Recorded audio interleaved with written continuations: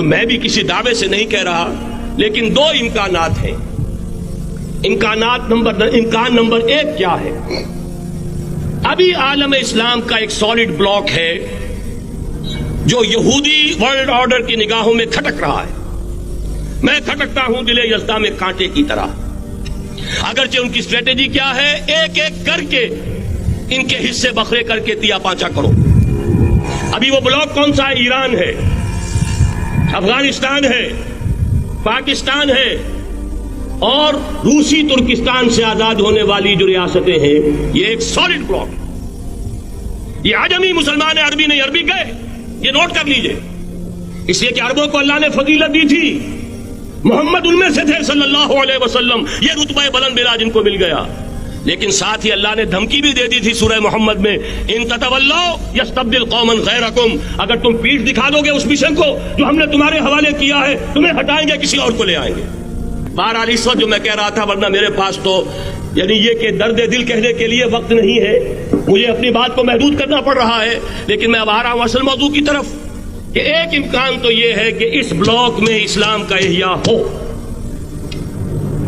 اور اس کے لیے کچھ نویدیں بھی موجود ہیں احادیث نبویہ میں۔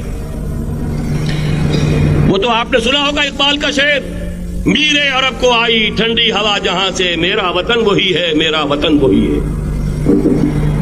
حدیث میں آتا ہے یخرج ناس من المشرق یؤتون للمہدی یعنی سلطان ہی، مشرق سے فوجیں نکلیں گی کہ جو کہ مہدی کی حکومت قائم کریں گی، اور یہ ہوں گے حضرت فاطمہ کی نسل ہی سے رضی اللہ تعالی عنہا، لیکن عالم عرب کے اندر پھر ایک طاقت بن کر ابھریں گے، باطل کی قوتوں کے خلاف جہاد کریں گے، لیکن ان کو مدد آئے گی دو طرف سے، ایک زمینی مدد آئے گی مشرق سے، ایک آسمانی مدد آئے گی۔